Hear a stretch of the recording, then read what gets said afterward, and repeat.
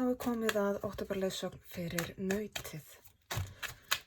Meðan ég stokka og byrja að draga í bunka, þá ætla ég að fara yfir nokkur praktísk atriði sem ber að hafa í huga. Það fyrsta að það eru rosalega margir fæddir í nautsmerkinu í heiminum og margir á Íslandi, þannig að ég get ómögulega lesið fyrir alla í einu. Það sem ég geri að ég tappa inn á einhverja ákveðna bylgjulengd, einhverja tíðni, þar sem að hluti af okkur er tengdur inn á líka, þið hópist inn á einhverja ákveðna bylgju. Ef það tengir ekki við merkið þitt, þá mæli ég með að skoða önnur merki úr stjörnukortinu þínu. Það er sérstaklega rísandi merkið þitt og tunglmerkið þitt. Þau hafa oft svolítið mikið að segja. Ég vinn í flæði. Það sem kemur bara. Og það eru svona ákveðin atriði sem eru mjög flæðandi, mjög opin og við skulum ekki vera að hengja okkur í einhverjum smáatriðum. Og það eru hluti svona eins og aldur, kyn, staðsetningar, sambönd, beinar aðstæður. Það er svolítið flæðandi og við skulum ekki vera að stoppa bara í einhverjum smáatriðum, þannig að ef að stærsti hluti af lögninni miðar til þín, ef þú tengir við stærsta hluta, þá er þetta til þín. Hagræddu smáatriðunum þannig að þetta passar við þitt líf. Þetta er ekki eins í okkur öllum, þannig að ekki vera að hengja ykkur í einhverjum smáatriðum. Hagræddu innan hóflegra marka. Þannig að, já, frábært.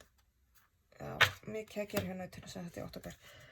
Ég er komin með í bunka hvaða naut ég er að lesa fyrir uppákomurnar og svo næst ætla ég að fá leiðsögn fyrir naut. Þetta ætlar að koma.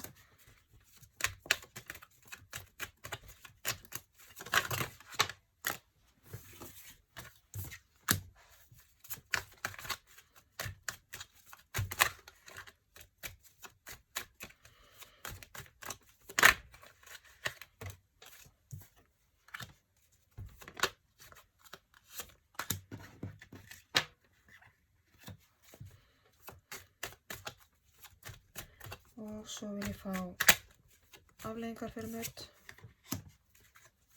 með niðurstöðu.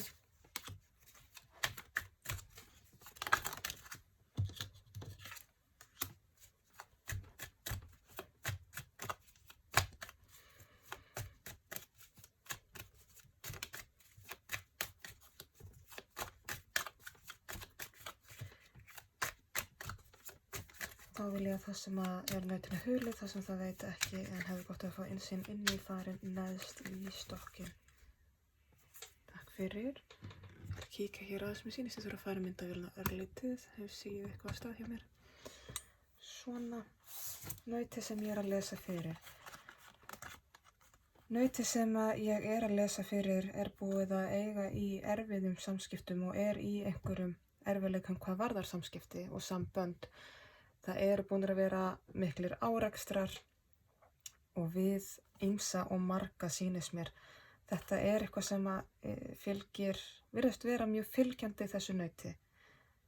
Þetta er naut sem fer sér oft svolítið geyst í hlutina. Stekkur oft svolítið af stað án þess að vera búin að plana fyrirfram sem er oft á tíðum mjög ágætt. Það er ágættur eiginleiki að hafa hugrekki að stökkva af stað. En þetta er eitthvað sem búið að fylgja þessu nauti að það veður stundum svolítið bara svona blátt áfram í hlutina. Er ekki með mikinn filter, það veldur oft erfiðleikum í samböndum og samskiptum. Ef til vill er þetta nauti sem áður til að taka á sig of mörg verkefni þar að auki.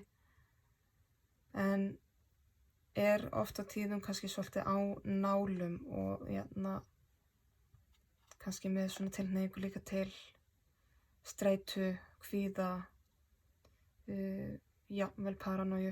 Það er kannski að passa þessu svolítið og á það til að ofmetnast og með ofmat á oft eigin getu þar að auki. Þetta eitthvað sem búið að vera fylgjandi þessu nauti í mjög langan tíma og eins og ég segi líka þessir félagslegu árakstrar virðast einhvern veginn vera að endurtaka sig aftur og aftur og það kemur svolítið út frá þessu að já, þú ert naut sem hefur þann eiginleika og hefur ekki til þess að vaða svolítið bara og láta flakka og stökkva af stað en það hefur fylgt því ákveðnir erfiðleikar, stundum hefur stigið feilspor, hefur stokkið á stað og ekki verið með fast land undir fótum og ekkert til þess að grípa þig. Og það hættir við að stundum dettur kannski í kæruleysi. Stundum þetta ekki fullmótaðar hugsanir sem þú ert með og þú dettur í kæruleysi, bæði í gjörðum og samskiptum. Það svona, maður þarf að passa kæruleysið að vera með dass af því, þannig að maður þorir alveg að fara í hlutina en maður gerir það ekki alltaf alveg blind. Uppákomuna þínar hérna í október að þú kemur til með að sjá og þurfa að þú þarft að taka svolítið skref frá aðstæðum og hlutum og horfa á heildarmyndina. Aðeins að kúpla þau út og horfa á heildarmyndina. Þú ert búin að vera kannski svolítið með nefið ofan í mjög þröngum ramma, búin að vera mjög afmarkað svæði sem þú ert búin að vera að kanna upp á síðkastið, búin að vera með svolítið svona nána sýn inn á eitthvað tiltekin mál og núna þarftu að stækka svolítið rammaðinn, stækka sýnina þína, taka þetta skref aftur og bak og horfa á heildarmyndina. Það svolítið svona það sem verið að miðla til þín hér í október. Því fylgir líka svolítið að þú þarft að kveðja einhverja ákveðna hugmyndir, ákveðnar minningar, eitthvað svona gamalt far sem þú þarft svolítið að sleppa tökunum á til þess að búa til rými fyrir þetta nýja. Af því að það ákveðin einvera sem fylgir þér og það svolítið svona þú þarft einveruna til þess að fá heildarmyndina. Þú kannt alveg að nýta einveruna en það alveg spurning hvort þú gerir það og það vantar ekki sjálfstæði hjá þér og það verður mikil einvera hjá þér núna á næstunni. Þú verður mögulega þvingaður eða þvinguð svolítið inn í einveruna til þess að fá einhver ákveðna heildarmynd til þess að styrkja þig.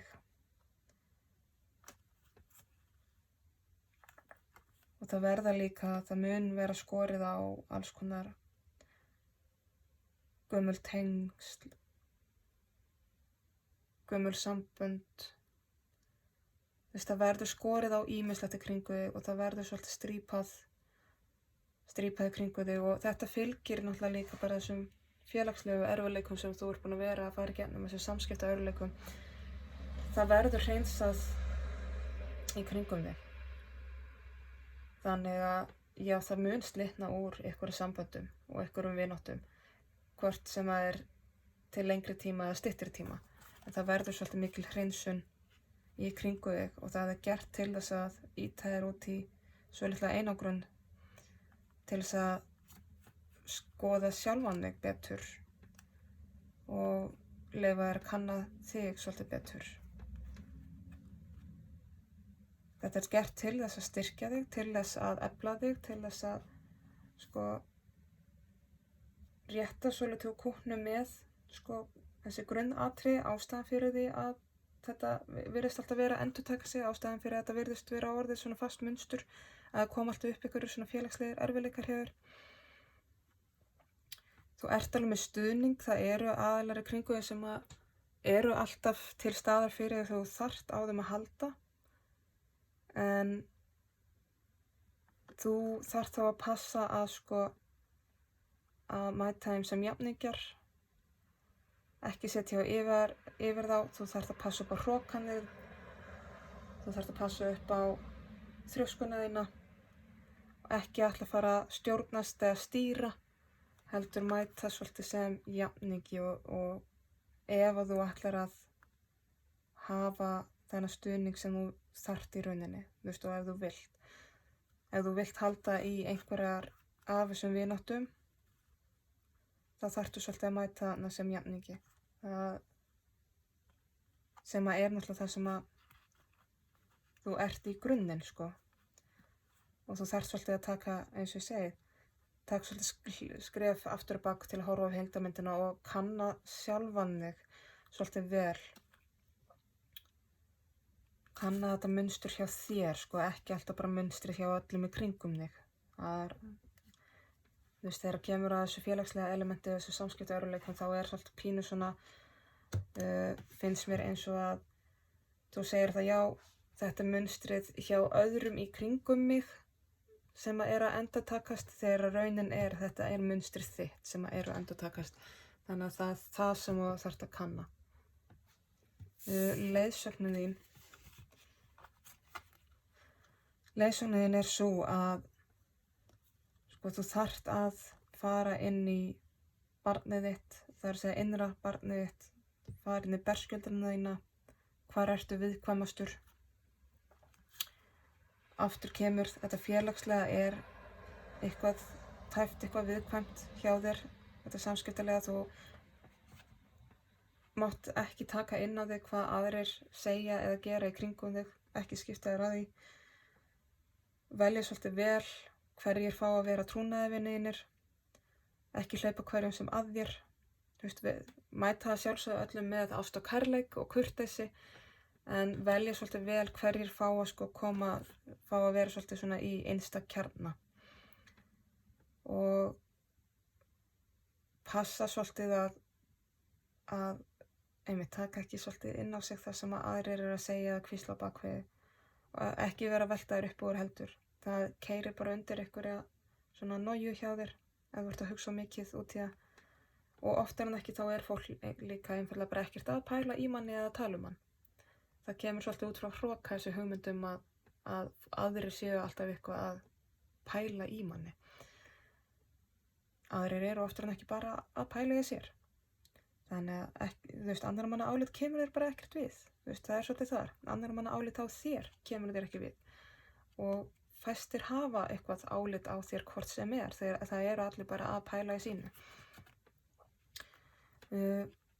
Aftur passa, já, þetta svolítið með því sem ég var að segja, það kemur svolítið út frá hroka þessi hugmyndum að allir séu eitthvað að skipta sér á manni eða pæla í manni eða snuðra.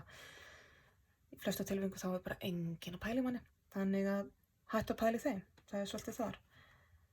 Og farðu inn í þessi átök sem að tilheyra þér, eins og ég segi, hvaðan kemur þetta munstur í þér sem að veldur alltaf aftur og aftur einhverjum erfiðleikum hvað varðar samskipti eða þetta félagslega, og af hverju þetta munstur alltaf í gangi. Farðu inn í þann erfiðleika og leyfðu þér í þessari einveru sem að verið í þér, og leyfðu þér að fara inn í berskjöldunina, inn í þitt viðkvæmasta eðli, inn í þennan barnslega einmanaleika í rauninni, hvaðan kemur það og af hverju, hvar byrjaði þetta munstur hjá þér sem barn í rauninni. Vinna svolítið þaðan. Niðurstaða þín, kæra naut, það að þú hefur þinn djöful að draga.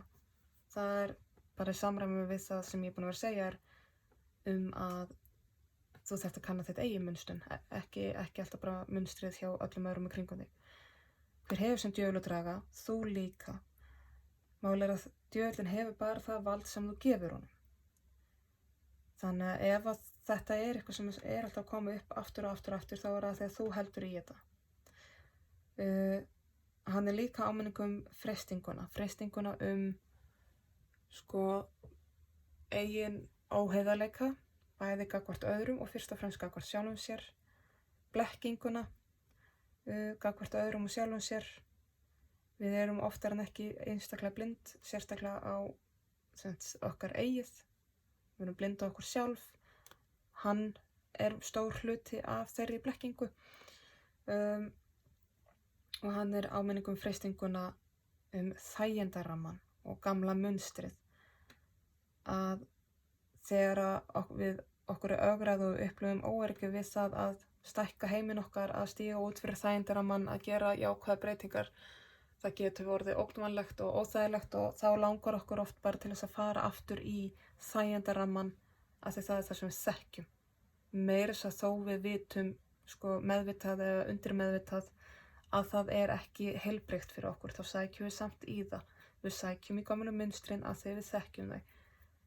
Þannig að þér verður ögrað með það, hann mun banka upp á hjá þér og minna á, manstu hvað þetta er notalegt. Þú hefur stuðninginn sem þú þarft, það vantar ekki. En það verða miklar breytingar hjá þér. Það verður mikið umrót, það verða sprengingar. Og þetta snýr að þessum grunnatriðum, þessum grunnelementum, hvaðan kemur þetta mynstur til að byrja með, hvar byrjaði það? Inn í innra barninu þínu, þannig að það verður svolítið tætt utan af blekkingunni og það verður mjög óþægilegt, ég segi þér það strax. Það sem þú veist ekki að núna eru örlögin að kippa svolítið hressilega í taumanu hjá þér og keyra þig inn í einhverja ákveðna vegferð. Þess vegna var turninn þarna að þegar hann svolítið sprengir og tætir alla blekkingu utan af hlutunum. Það er verið að minna þig á að þú hefur alveg verkfæri sem þú þarft til þess að takast á við þetta, en þú þarft þá að nýta þau. Þegar þér finnst eins og þér miði ekkert áfram í lífinu, þá skaltu horfa tilbaka og velta fyrir hvar var nú aftur upphafsreiturinn af þessari vegferð, af þessari vinnu og sjá að hann í raun og veru óralangt í burtu. Þannig að þú ert komin langt áleiðis í lífinu, þrátt fyrir að þú sjáir ekki ennþá fyrir endan á þau. Á þessari vinnu, á þessari ferð, á þessum erfiðleikum. Mundu hvar þú byrjaðir og af hverju. Ekki gleyma því af hverju þú byrjaðir í þessari vinnu sem þú ert í núna, í því sem þú ert að gera, í þessum vexti. Mundu svolítið upphafið og því fylgir ákveðin auðmýkt sem við þurfum alltaf reglulega að minna okkur á.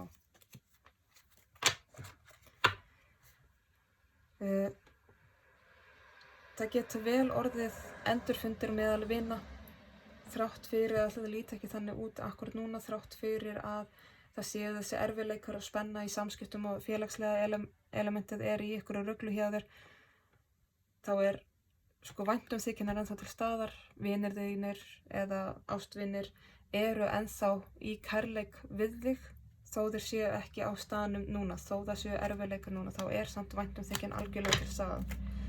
Þú ert vafinn umvefjandi ást og kærleik í einu og öllu. Bæði utanum, sem það haldið utan þig og kærleikurinn kemur líka frá innanfrá hjá þér.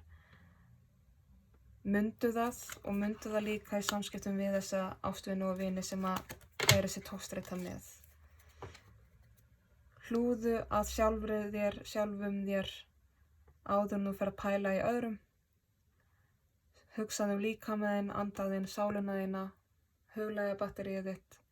Hugsaðu það og einbeittu þig bara svolítið mikið af sjálfum þér. Núna ekki góður tími til þess að fara eitthvað að segja öðrum til eða leiðbeina öðrum eða skipta sér af öðrum. Þú þarft virkilega að fókusa á sjálfa þig af því það margt þar sem þarf að heila og laga. Það mikil sorg í hjartaðinu, það sársauki og einhvers staðar byrjaði hann og kom frá. Þetta þarf að heila. Til þess að þú getur fundið þína jafningja í raun og veru og fundið hvort sem það þinn sálufélagi, hvort það sé til staðar nú þegar. Við eigum náttúrulega margað og hann getur verið alls konar allavegana, hvort sem það rómantískt samband eða vináttúrsamband eða fjölskyldusamband. Þetta finnst mér snúa svolítið að mörgum dýrmætum samböndum í lífinu. Þau þó nokkur en það svo mikil sársauki tengdur þeim. Og það svo mikil sársauki tengdur þessum mynstri hjá þér sem verður alltaf til erfiðleika í samskiptum. og þú þarft að virkilega kanna það hjá sjálfum þér, kafa í djúpið þitt og heila þann sársauka til þess að geta haldið áfram, til þess að geta brotið upp þetta mynstur sem eru þessir erfiðleikar. Við skulum fá smá dýpt í þetta með weight.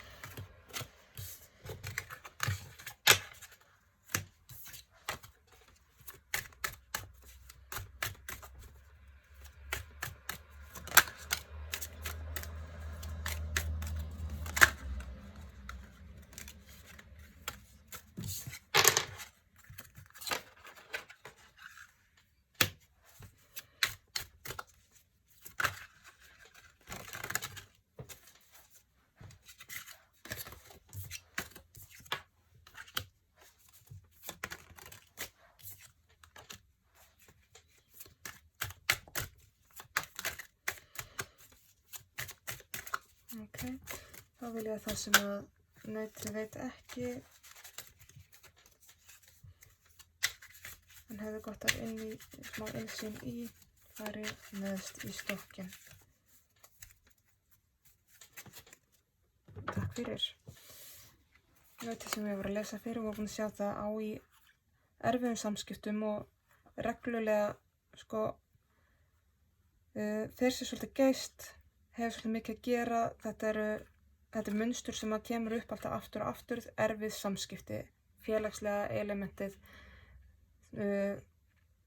tjónkast alltaf svolítið og það er svona ákveðið kæruleysi sem fylgir því að þegar nautið fer sér geyst á stað, er blátt áfram og segir og gerir svolítið það sem þið dettur í hug hverju sinni, sem að er ágætis eiginleiki til að hafa en maður þarf að kunna að beita því, af því að stundum þá er bara engin fótur fyrir og ekkert fast land til þess að stíga á, þannig maður þarf stundum að hugsa. Þetta er naut sem að er að velta fyrir sér alls konar valmöguleikum, valkostum í lífinu heilt yfir almennt, hvað næst, hvað geri ég, og er búið að mögulega setja sig í eitthvað sæti þar sem það finnst vera eitthvað svona endastöð, sérstaklega í tilfinningalega lífinu, andlegu hliðinni, listrænu hliðinni, og er svona, finnst að vera búin að ná einhverjum lokapunkti og veit ekki alveg hvað það að gera næst og er að velta fyrir sér einhverjum nýjum möguleikum. En þar sem þetta tengist líka svolítið mikið þessu félagslega elementi, félagslegum erfiðleikum, samskiptalegum erfiðleikum, þá er hérna svolítið til áminningum að að nú skal þú svolítið koma niður af hásætinu. Ég segi bara eins og koma niður af stallinum, koma niður á jörðina og mæta öðrum sem jafningi, ekki ætlast til þess að þú beri sigur endilega í þessum erfiðum samskiptum, ekki ætlast til þess að hafa alltaf rétt fyrir þér. Komdu niður á hestinu þínum, það er svolítið þar. Þú ert hér komin í svolítið mikið stolt og mögulega hroka af því að þú ætlar að bera sigur í þessu rifrildi eða hvað sem er í gangi. Það er svolítið, núna þarftu að gefa svolítið eftir þrjóskuna þína. Uppákomurnar. Þar voru að tala um að þú kemur til með að þurfa að taka svolítið skrefið til hliðar til þess að, eða tilbaka til þess að sjá svolítið heildarmyndina. Þú ert búin að vera fókusaður á eitthvað svo lítið atriði að þú sérð ekki allt dæmið, búin að vera svolítið þröngur rammi hjá þér, þannig að þú þarft að horfa á heildarmyndina og þú þarft að gera upp gömul munstur, gamla sársauka fortíðina til að skapa rými fyrir þetta nýja. Þú munt þurfa að fara inn í mikla einveru og það verður erfitt. Þú þarft að passa svolítið upp á þrjóskuna þína, hrokann þinn og mæta öðrum sem jafningi, ekki ekki í hásætinu upp á einhvern stalli til þess að, alltaf að setja þig yfir aðra. Þú þarft að koma svolítið niður á hestunum þínum og ganga í jörðinum með okkur hinum og vinna þaðan.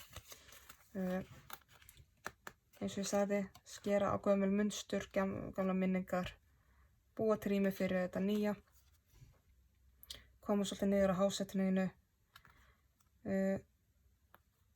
af því það er mikil ást og kærleikur þarna. Réttlæti sigrar að lokum og þá viltu vera réttu megin við það. Það verður mikið finnst mér svona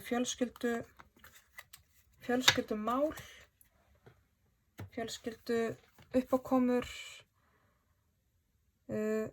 mikið, eins og segja, mjög margt tengt fjölskyldunni, þannig að það er, ef að erfiðleikarnir eru þar, þá mun það halda áfram að róta við þér og þú vilt vera réttu megin við réttlæti þegar að það verður byrja að stokka upp og skera á og takla einhver gömul mynstur og gamla minningar og gamla sársauka. Þú þarft líka að sinna þínu og þú vilt þá taka þátt og vinna með hinum, ekki alltaf setja þig á móti. Og hérna er þetta svolítið, hérna eru þau komin til móts við hvort annað. Þú þarft að vinna með þeim, ekki snúa bakinu við. Það þurfa að vera í samskipti. Hvort sem þetta er vanandi maka þinn eða foreldra þína eða systkini eða hvað nú, að það þarf að tala saman, eðlilega sem jafningjar. Ekki setja sjálfan sig á einhvern stall yfir hina. Hér, þó að kóngurinn kom á eftir drottningunni í stokkinum, þó að hann sé herra spil, bara eins og í 52 spilum, þá er hann samt jafningi drottningarinnar. Og það er svo mikilvægt að minna sig á það að þó maður sé komin í þann þroska, eða telja sig verið komin í þann þroska að vera komin í konungssætið, að þá er hann alltaf jafningi drottningarinnar. Þannig að það þarf að minna sig á það. Leiðsögnin vorum að tala þennan berskjaldaða stað, að fara í þennan barnslega sársauka, upphafið, ekki skipta sér af annarra manna áliti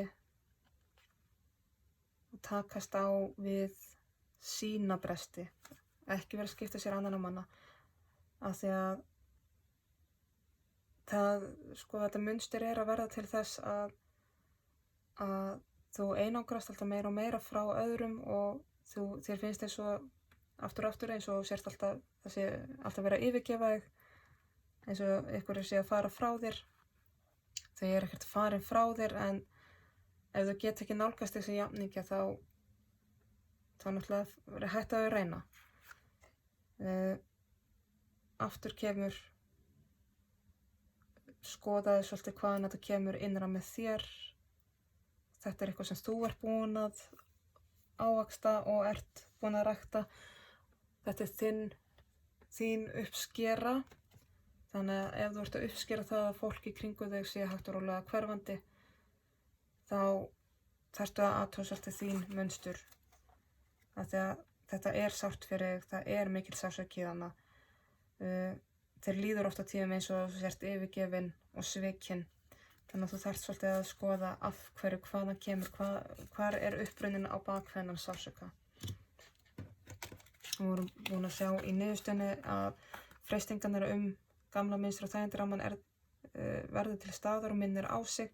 Þú hefur stuðninginn þegar þú þarft hann, en það verða bombur og sprengingar og það verður svolítið farið inn í þessa grunnatriði hjá þér, sem er mjög erfitt og það mun valda þér ákveðnum kvíða og erfiðleikum.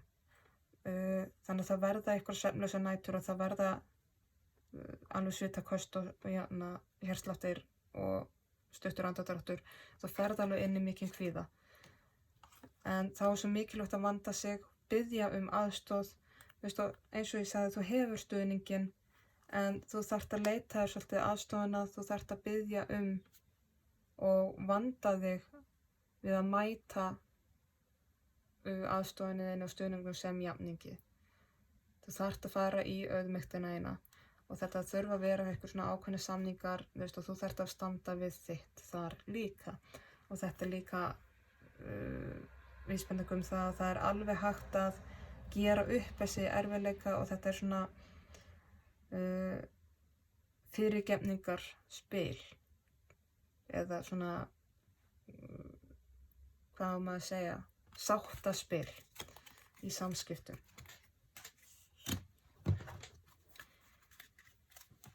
Aftur kemur þetta snýr svo mikið að nánustu sambandinu þínum í lífinu. Aftur kemur sársaukinn. Þetta er ákveðið tilboð og það er, eins og ég sagði við áðan, það fékkst keisaraunin og neðst í hinum megin líka. Það eru þetta 3 spil hérna sem að endurtaka sig. Tvistur í bikurum, þristur í sverðum og keisaraunin. Það er umvefjandi ást og kærleikur bæði í kringum þig og innra með þér. Þú hefur mikið að gefa en þú þarft að heila hana sársauka hvað varðar samböndin í lífinu þínu. Taka svolítið skýra stefnu á það til þess að virkilega finna fyrir breytingu og sigri af því að þú ert í stöðnun. Þú þarft leiðsögn eins og allir aðrir til þess að fara í gegnum átökin og finna þér haminguna aftur, til þess að finna óska stöðu. Þannig að þú þarft að heila hann sársauka og athuga hvaðan hann er að koma, af því að hann kemur úr, það getur líka vel verið að þetta komi bara beint úr sambandi við móður eða föður, alla leið sko alveg aftur, langt aftur í tíman, bara frá því að varst lítið barn, frá því að varst mjög ungur eða ung. En þá verða hér hægri vinstri tilboð vera tilboð fyrir þig að fara inn í þessa vinnu. En eins og þá ertu stanaður. Ok, fáum 2-3 víkingakort.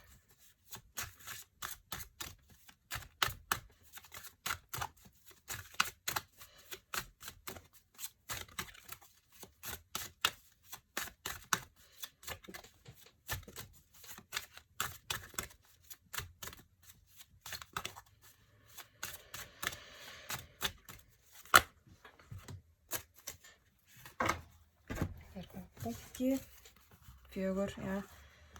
Fyrsta kortið sem kemur upp hér er griðungurinn, allsnægtunar, gnægðin. Þetta er þú, mitt kæra naut. Landvættur vesturs, tilfinningarnar.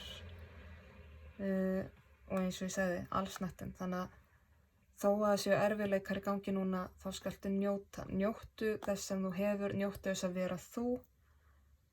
Ekki brjóta þig niður þrátt fyrir að þú þurfir að fara inn í þessa innri vinnu sem og gera upp svolítið þína eigin mannlegu bresti.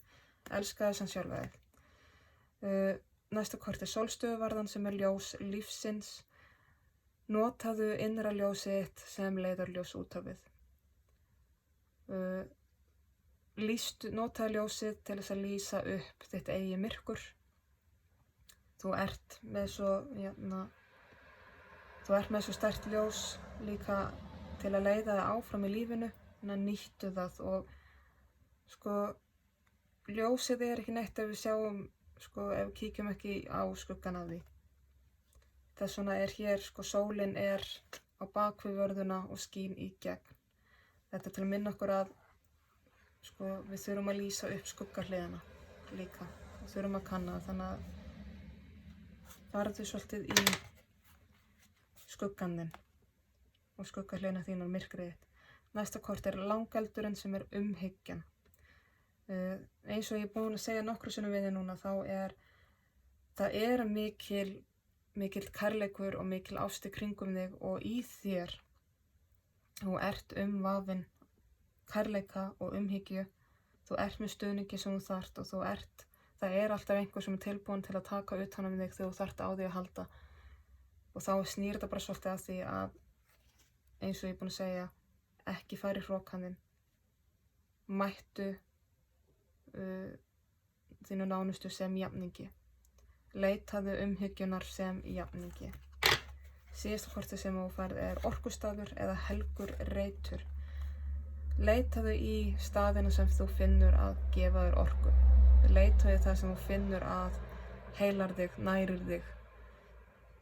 Hvort sem það bókstaflega staður, einhver staður á jörðinni, eða líka bara staður heima hjá þér, og staður innra með þér. Við eigum öll eitthvað svona orkublett inn í okkur til þess að pota í þegar við þurfum smá auka búst, þurfum smá auka umhyggju. Þannig að haltu áfram, vertu duglegur við að leita í það. Ég ætla að fá eitt spil úr Mystical Shaman Oracle stokkinum til þess að loka þessari leiðsögn.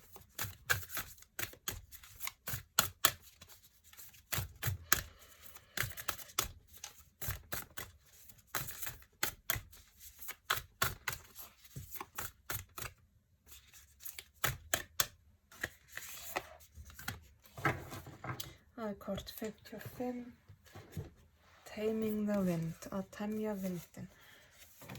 Ég styð mig við bókina með þessi spil eins og að því að ég hef ekki kynnt mér þau nægilega til þess að þekki hvert einasta kort. Þannig að temja vindinn, það komið tími til að hreinsa orkuna þína, vera í núvitund, vera til staðar í líkamanum og vera meðvitaður hvernig þú tjáir þig, meðvitaður samskiptin þín. Þetta góður tími til þess að skrifa í dagbók eða setja hugsanir þínar í staðlað form, í mótað form. Þannig að þú getur skoðað það eftir á. Það væri ekki galið fyrir þig að framkvæma eitthvað svona hreinsunar athöfn heima hjá þér, í rýminu þínu, vinnurýminu þínu, skrifstofinu þínu og skapa þér heilagt rými til þess þar sem þú getur sest niður og skrifað journalað, fært inn draumana þína, þrána þínar. Mundu bara að þegar að þetta spil, Taming the Wind, birtist sem tákn, þá komið tími til þess að þakka líka fyrir æðri mátt og sína virðingu. Þetta spil sem bendir mikið til þess að það þarf að hreinsa upp misskilninga og árekstra í samskipt, var að hreinsa loftið eftir samskiptavillur og leyfa öðrum að tjá sína hlið. Það verður kallað til þín að hlusta. Þetta ekki góður tími til þess að ætla að hafa rétt fyrir sér. Þetta tími til þess að skilja frekar en að vera skilin. Góðir hlutir gerast út frá taminni tungu og góðum penna. Það mun koma þér á óvart hvað það hægt að gera margt upp og leysa mörg mál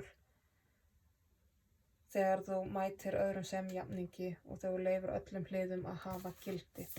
Þetta mjög góð lokun á þessum lestri og ég vona að þú takir þetta til þín. Þá þessari leiðsögn lokið. Ég vona að skilaboðin rati til þeirra sem þurfa á þeim að halda. Ég vona að þau koma góða nótum og nýtist þeim sem þurfa þau. Ég þakka kærlega fyrir mig og þakka fyrir áheyrnina.